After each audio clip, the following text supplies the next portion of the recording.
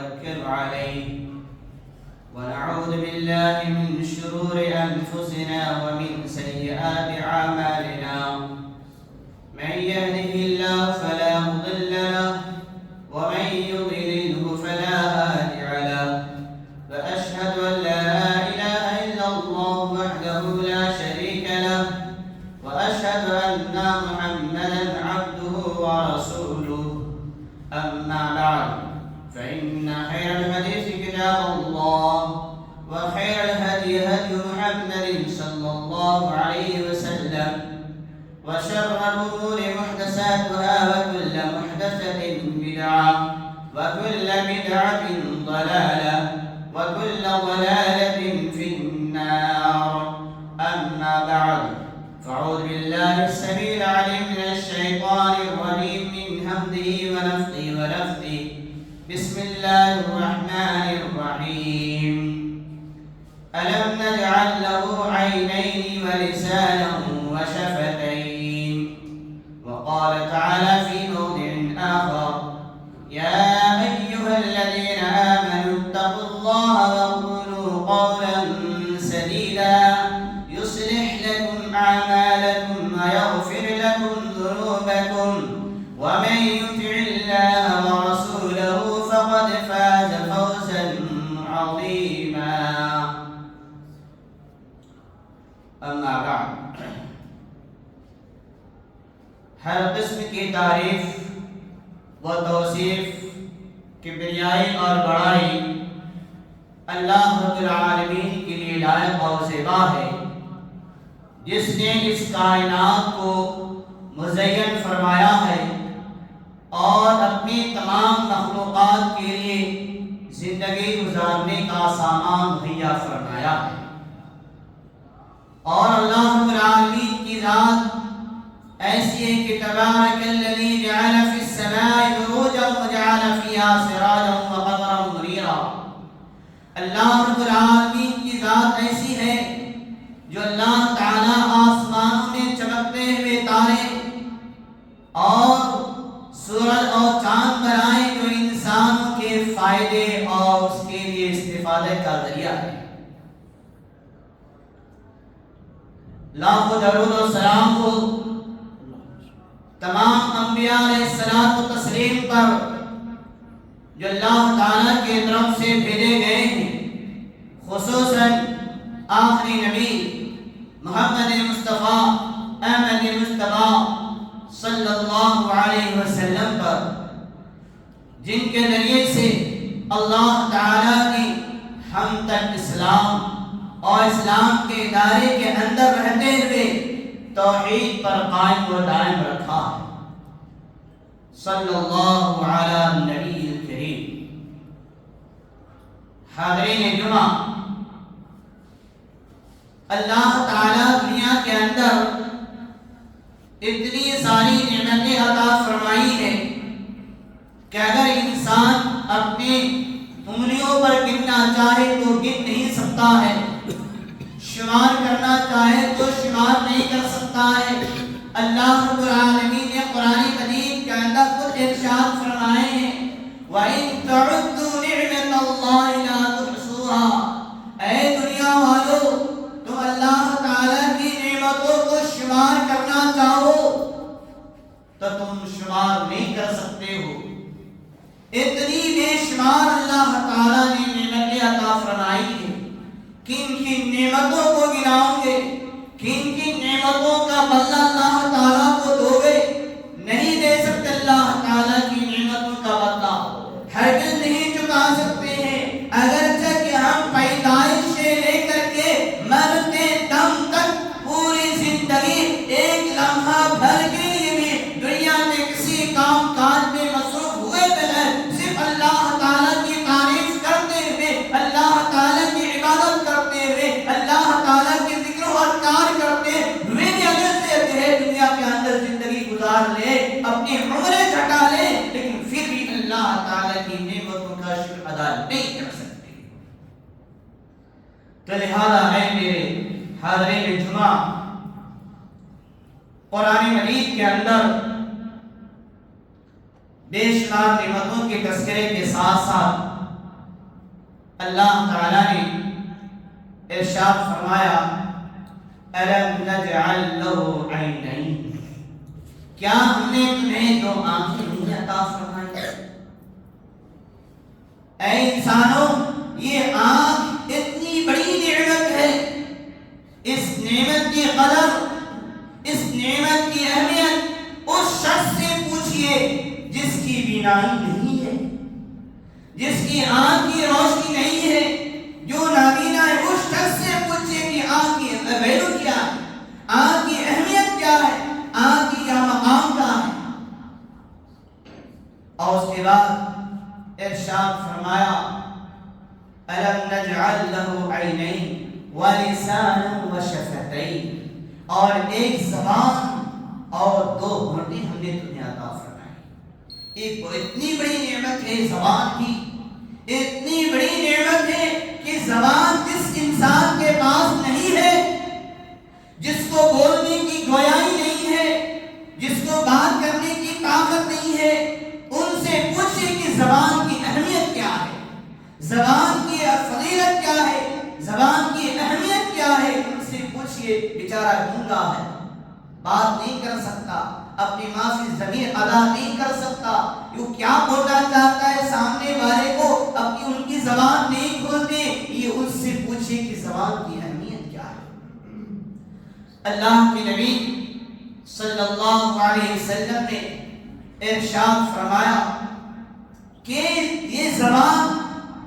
اذا اصطح ابن آدم، جب ابن آدم جب صبح کرتا ہے تو ابن آدم کے جسم کے تمام اعضاء زبان سے کہتا ہے، زبان سے پکار کر کے کہتا ہے، زبان سے عاجزی و انکساری کر کے کہتا ہے، زبان سے اپنے آپ کو جھکا کر کہتا ہے، اے زبان اذا استقمت فاستقمنا، اگر تو سدھر گئی، اگر تو درست ہو گئی، اگر تم اپنی جگہ پر مکمل بہترین انداز سے تم نے دن گزار لیا، فاستقمنا، ہم صحیح سلامت رہیں گے۔ اور اگر اے زبان تو زبان بگڑ گئی اور تیری زبان سے ایسی باتیں نکل گئی جو اللہ رب العالمین کے عرش کو ہلا دے، اللہ رب العالمین کے غیظ و غضب کو دعوت دینے کا سبب بن جائے، اگر ایسی بات تم نے اپنی زبان سے ادا کر دی تو اے زبان تو بھی ہلاک ہو جائے گی اور ہم بھی ہلاک ہو جائیں گے۔ تو اندازہ لگائیے کہ زبان ہی ایک ایسی نعمت ہے کہ انسان کی سارے جسم کے اعضاء کی سلامتی زبان سے ہے، جسم کے تمام یہ پارٹس کی سلامتی زبان سے ہے۔ ایک مرتبہ نبی کریم صلی اللہ علیہ وسلم کے ساتھ حضرت ابو بکر صدیق رضی اللہ تعالی عنہ تھے۔ نبی کریم صلی اللہ علیہ وسلم سے پوچھتے ہیں، کہتے ہیں کہ اللہ کے نبی صلی اللہ علیہ وسلم آپ ہمیں کچھ نصیحت فرمائیے، آپ ہمیں کچھ نصیحت فرمائیے۔ تو نبی کریم صلی اللہ علیہ وسلم نے ارشاد فرمایا الا ادلکم من اکبر الکبائر، اے ابو بکر صدیق تم نے جب پوچھ ہی لیے تو سنو، کیا میں تم کو سب سے بڑے گناہوں کے بارے میں آگاہ نہ کروں؟ سب سے بڑا گناہ، سب سے کبیرہ گناہ کے بارے میں کیا تمہیں آگاہ نہ کروں؟ بلا یا رسول اللہ، اللہ کے نبی صلی اللہ علیہ وسلم ضرور ارشاد فرمائے۔ کہا اللہ کے نبی صلی اللہ علیہ وسلم نے، اے ابو بکر صدیق، الاشراک باللہ وعقوق الوالدین، اللہ تعالیٰ کی ذات میں شرک کرنا، اللہ تعالیٰ کی ذات میں کسی غیر کو شامل کرنا اور اپنے ماں باپ کی نافرمانی کرنا، اس کو اللہ کے نبی صلی اللہ علیہ وسلم نے اکبر الکبائر، یعنی سب سے بڑا گناہ، کبیرہ گناہ، ایسے گناہ ہے جس پر اللہ کا غیظ و غضب، اللہ کا عذاب لازم ہے۔ پھر اللہ کے نبی صلی اللہ علیہ وسلم نے حضرت ابوبکر صدیق رضی اللہ تعالیٰ عنہ سے ارشاد فرمایا الا وہی قول الزور، الا وہی قول الزور وشہادت الزور۔ اللہ کے نبی صلی اللہ علیہ وسلم ایسے کلمات کو 3 مرتبہ 4 مرتبہ دہراتے گئے حضرت ابوبکر صدیق رضی اللہ تعالیٰ عنہ نے ارشاد فرمایا اللہ کے نبی صلی اللہ علیہ وسلم اگر آپ خاموش ہو جاتے تو بہتر دلی میں اختیار کریں۔ پھر اللہ کے نبی صلی اللہ علیہ وسلم نے ارشاد فرمایا کہ اے ابوبکر صدیق، میں نے یہ کہا کہ جس طرح سے اللہ تعالیٰ کی ذات میں شرک کرنا کبیرہ گناہ ہے، اپنے والدین کی نافرمانی کرنا کبیرہ گناہ ہے، اسی طرح سے زبان سے نکلی ہوئی جھوٹی بات بھی کبیرہ گناہ ہے، اس زبان سے نکلی ہوئی جھوٹی گواہی بھی کبیرہ گناہ ہے۔ الا وہی قول الزور، الا وہی قول شہادت الزور۔ آج کے زمانے میں سمجھتے ہیں لوگ کہ جھوٹ بولنا معمولی چیز ہے، یا کسی کے خلاف جھوٹی گواہی دے دینا یہ معمولی چیز ہے۔ نہیں دوستو، یہ معمولی چیز نہیں۔ اگر معمولی چیز ہوتے تو اللہ کے نبی صلی اللہ علیہ وسلم حضرت ابوبکر صدیق رضی اللہ تعالیٰ عنہ کو کہتے ہوئے نصیحت کرتے ہوئے الا وہو قول الزور، الا وہو شہادت الزور کے الفاظ بار بار کیوں ریپیٹ کرتے، بار بار کیوں دہراتے؟ اس دہرانے کا مطلب یہ واضح ہو گئی کہ یہ کبیرہ گناہ ہے۔ اس طرح سے اللہ تعالیٰ کی ذات میں شرک کرنا کبیرہ گناہ ہے، اسی طرح سے جھوٹی بات بولنا، جھوٹی گواہی دینا یہ بہت ہی کبیرہ گناہ ہے، اور اللہ کے نبی صاحب نے اس کو اوپر گناہ لازم اور سزا لازم کرا۔ تو دوستو، آج کے زمانے میں کسی محکمہ میں جائیے یا کسی کی پراپرٹی کے بارے میں جائیے یا کسی کی جائیداد کے بارے میں جائیے، اور اگر کوئی انسان کسی کو رشوت دے دیتا ہے، پیسے دے دیتا ہے اور کہتا ہے کہ میرے حق میں تو گواہی دینا، میرے حق میں تو جو ہے بات صفائی پیش کرنا، وہ پیسہ لے لیتا ہے اگرچہ کہ اس کو اس کی حقیقت نہیں معلوم،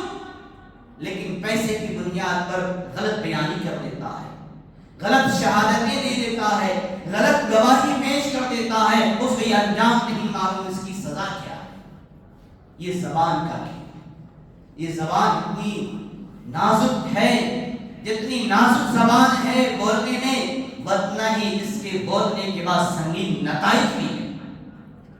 لیکن انسان اس کو معمولی سمجھتا ہے۔ ایک اور بات، حضرت معاذ بن جبل رضی اللہ تعالیٰ عنہ کا واقعہ کہ کہیں کسی جنگ میں گئے ہوئے تھے، صبح سویرے فجر کی نماز پڑھنے کے بعد حضرت معاذ بن جبل رضی اللہ تعالیٰ عنہ اور نبی کریم صلی اللہ علیہ وسلم آپ مل کر کے کہیں تفریح کے لیے نکل رہے ہیں، گشت کے لیے نکل رہے ہیں، اور جو ہے سیر و تفریح کے لیے 10-15 منٹ کے لیے نکل رہے ہیں۔ حضرت معاذ بن جبل رضی اللہ تعالیٰ عنہ نے ارشاد فرمایا یا رسول اللہ اخبرنی بعمل یدخلنی الجنہ۔ اللہ کے نبی صلی اللہ علیہ وسلم آپ مجھے ایسی چیزوں کے بارے میں مجھے بتائیے، مجھے نصیحت کیجیے، بعمل ایسے عمل کے بارے کہ یدخلنی الجنہ، جس پر عمل کر کے میں جنت میں چلا جاؤں، جس پر میں عمل کر کے میں جنت میں چلا جاؤں، جنت میں جانے والے اعمال کے بارے میں مجھے بتائیے۔ نبی کریم صلی اللہ علیہ وسلم نے ارشاد فرمایا ان تعبد اللہ، اللہ کی عبادت کرو، وتصلی، صلاۃ نماز کی پابندی کرو، وتصوم رمضان، اور رمضان کی روزے رکھا کرو، وتحج البیت، اور حج بیت اللہ کا طواف کیا کرو۔ اور اللہ کے نبی صلی اللہ علیہ وسلم نے ارشاد فرماتے ہوئے آگے ارشاد فرمایا الا ادل ابواب الخیر، کیا میں تم کو خیر کے دروازے کے بارے میں نہ بتاؤں؟ حضرت معاذ بن جبل رضی اللہ عنہ نے بلایا رسول اللہ، اللہ کہا وصلاۃ الجوف، رات کی تنہائی میں، رات کے سناٹے میں، جب کہ لوگ گرم لحاف میں اوڑھ کر کے سو رہے ہوں، گرم لحاف میں آرام کر رہے ہوں، پوری دنیا سناٹے میں ہے، پوری دنیا بالکل آرام اور راحت کی اور جو ہے میٹھی نیند لے رہے ہیں، ایسی رات میں، ایسے پہر میں، ایسے آدھی رات میں اٹھ کر کے اللہ رب العالمین کی یاد میں اپنی نیند کو قربان کر رہا ہو اور اپنے اللہ کو یاد کر رہا ہو، اپنے رب کو یاد کر رہا ہو، اللہ تعالیٰ کی کبریائی بیان کر رہا ہو، یہ ہے ابواب الخیر۔ پھر اللہ کے نبی صلی اللہ علیہ وسلم نے ارشاد فرمایا کہ اے میرے ساتھی، اللہ کے نبی صلی اللہ علیہ وسلم زبان کو پکڑ کر کے باہر نکال کر کے معاذ بن جبل سے کہتے ہیں کہ اے معاذ، کف علیک ھذا، کف علیک ھذا، اس زبان سے کے پکڑ کے اللہ کے نبی صلی اللہ علیہ وسلم نے ارشاد فرمایا کہ اے معاذ، اس زبان کو قابو میں رکھو، اس زبان کو کنٹرول میں رکھو، اس لیے کہ یہی وہ زبان ہے جو آپ کی نماز کو بیکار کر دے گی، آپ کے روزے کو بیکار کر دے گی، آپ کے توحید کو بیکار کر دے گی، آپ کے حبت اللہ کو بیکار کر دیں گے، آپ کے رات میں اٹھ کر کے نماز تہجد پڑھنے کو بیکار کر دیں گے، اس لیے کہ زبان ایک ایسی زبان ہے، اس کی اپنی زبان سے نکلی ہوئی بات تیر کی طرح چھلی کر دیتا ہے۔ اس لیے کسی کہنے والے نے کہا ہے کہ تلوار اور مرغچی سے لگے ہوئے زخم کو انسان دواؤں کے ذریعے سے، علاج کے ذریعے سے اس کو سکھا سکتا ہے، اس کے زخم جو ہے مندمل ہو سکتے ہیں، اس کے زخم سکھ سکتے ہیں، وہ صحت مند ہو سکتا ہے، لیکن زبان سے نکلی ہوئی بات جو دل کو چھلی کر دے، جو دل کو زخم کر دے، ایسے دل کو زخم کیے ہوئے الفاظ کبھی مندمل نہیں ہوتے، کبھی صحت مند نہیں ہوتے۔ اس لیے زبان ایک ایسی زبان ہے جو انسان کی پوری زندگی کو غارت کر دیتے ہیں، پوری زندگی کی عبادت کو غارت کر دیتے ہیں، پوری زندگی کی عبادت کو تہس نہس کر دیتے ہیں۔ اسی موقع پر ایک واقعہ مجھے یاد آیا کہ اللہ کے نبی صلی اللہ علیہ وسلم سے حضرت ابو ہریرہ رضی اللہ عنہ کی روایت ہے، ارشاد فرماتے ہیں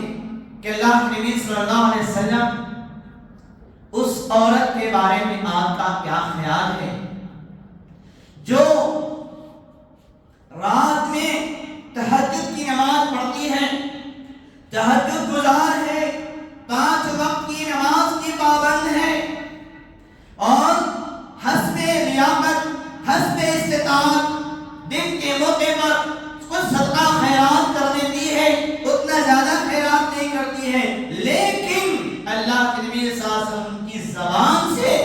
اور ان کی گفتگو سے ان کے پڑوسی بالکل صحیح سالم ہیں، ان کی زبان سے کسی کو کوئی تکلیف نہیں ہے، اس کی زبان سے کسی کو کوئی پریشانی نہیں ہے، ان کی زبان میں مٹھاس ہے اور جب کہتی ہے، بات کرتی ہے تو اس کے دوسرے کے دل میں زراعت کر جاتے ہیں، اتنی نیک اور صالحہ خاتون ہے۔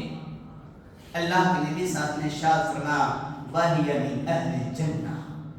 کہا کہ یہ جنتی عورت ہے، کہا یہ جنتی عورت ہے۔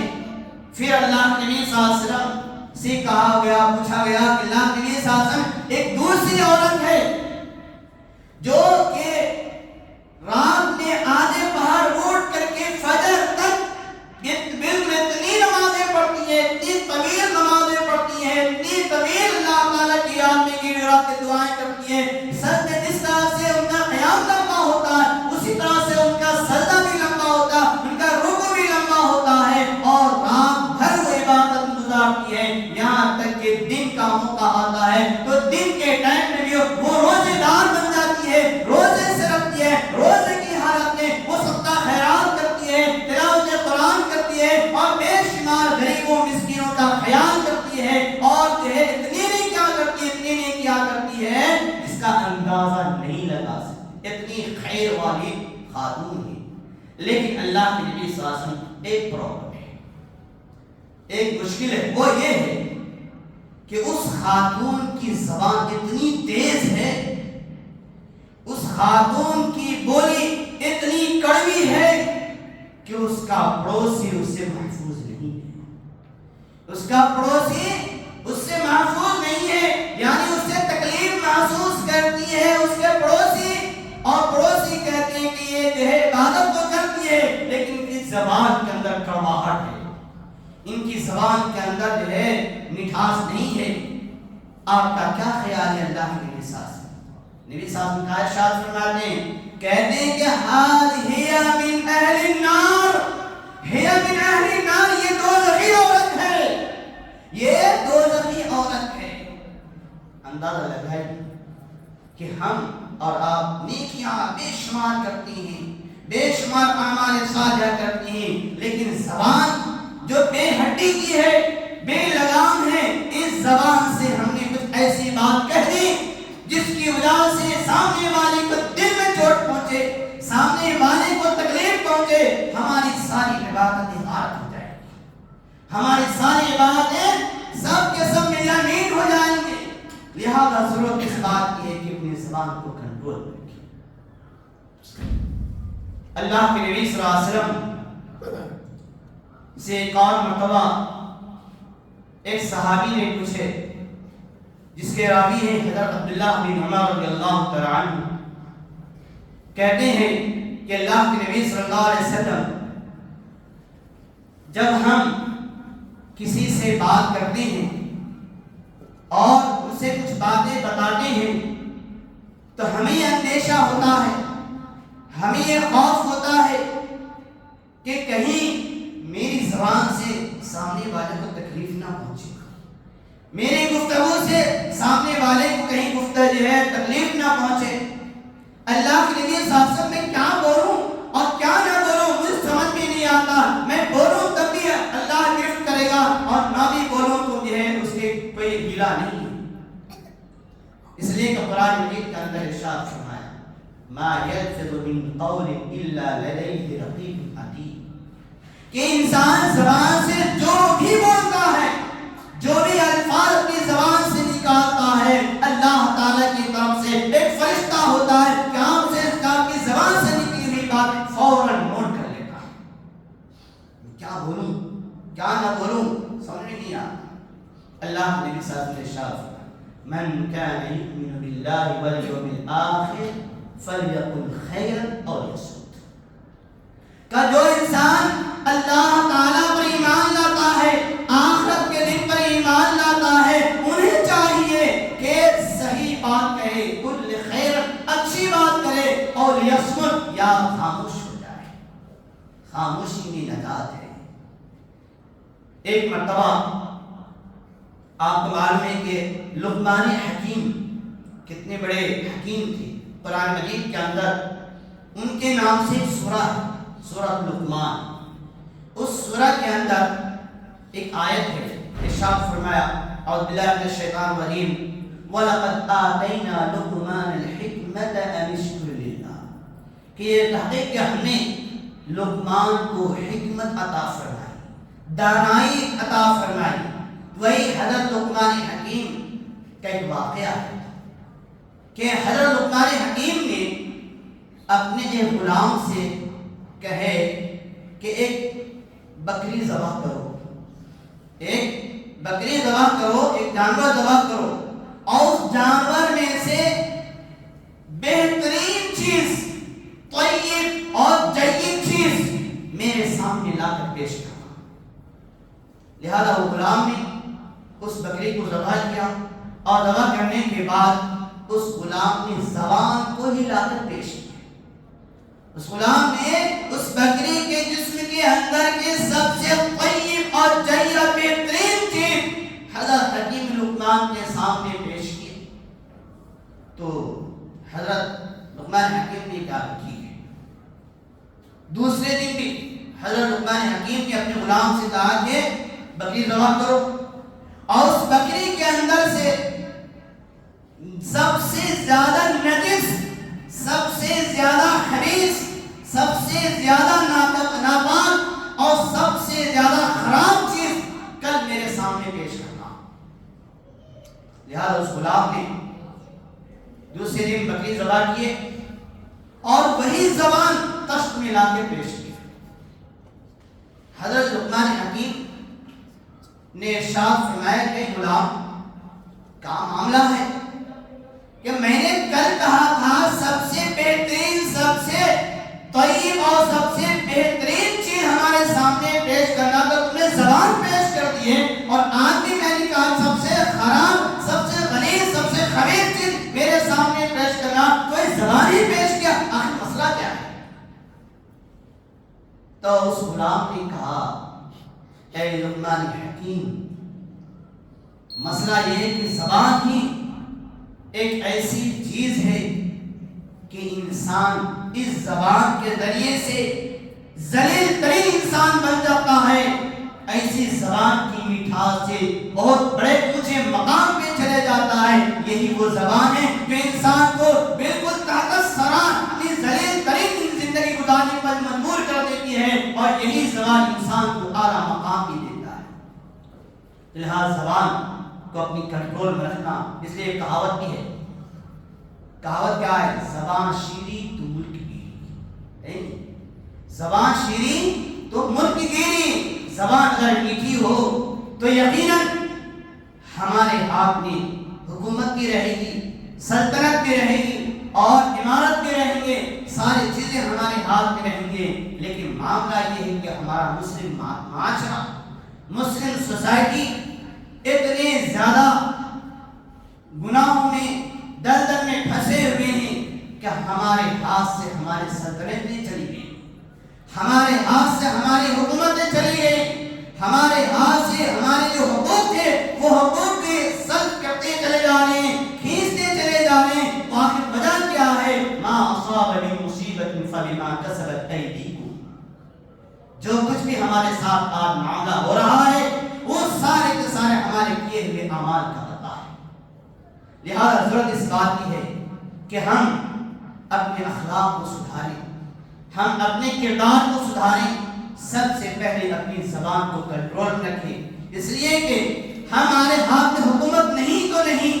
ہمارے ہاتھ میں سلطنت نہیں تو نہیں، کم از کم اچھے اعمال کر کے اللہ کو راضی برضا کرنے کی کوشش تو کریں گے. لیکن وہ کرنے کے باوجود بھی زبان سے ایسی بات نکال دیتے ہیں جس کے ذریعے سے ہمارے سارے اعمال غلط ہو جاتے ہیں. اس لیے دوستو، اعمال کی حفاظت کرنے کے لیے، اپنے اعمال کو بیلنس رکھنے کے لیے، اللہ کو راضی برضا کرنے کے لیے اپنی زبان کو کنٹرول میں رکھیں. زبان سے کسی کی کوئی جھوٹ بات نہ بولے یا کسی کی جھوٹی گواہی نہ پیش کرے. اگر کوئی جھوٹی گواہی پیش کرتا ہے تو آپ کی زبان تھوڑی دیر کے لیے یہ کہہ دیا کسی کی گواہی پیش کر دیے، لیکن اس کے بعد بھی نتائج جس کے خلاف آپ نے گواہی پیش کیا اس کی پوری خاندان سر تحت ناس ہو جاتی ہے.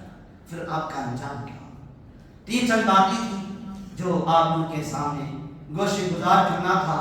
زبان کے تعلق سے، کہ زبان ایک ایسی چیز ہے جو انسان کے لیے عزت، مقام اور مرتبے کا سبب بھی ہے، اور یہی زبان انسان کی ذلت، رسوائی اور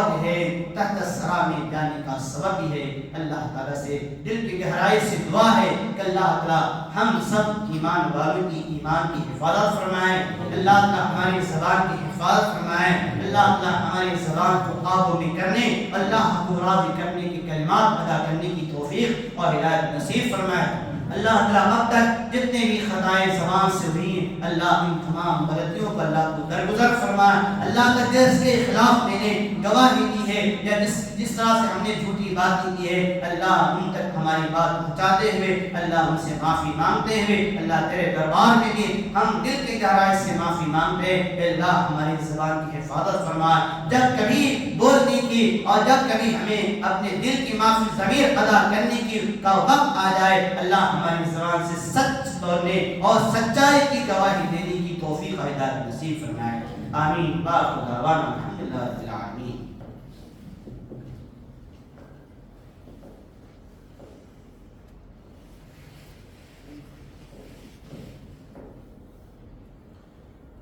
الحمد لله نحمده ونستعينه ونستغفره ونؤمن به ونتوكل عليه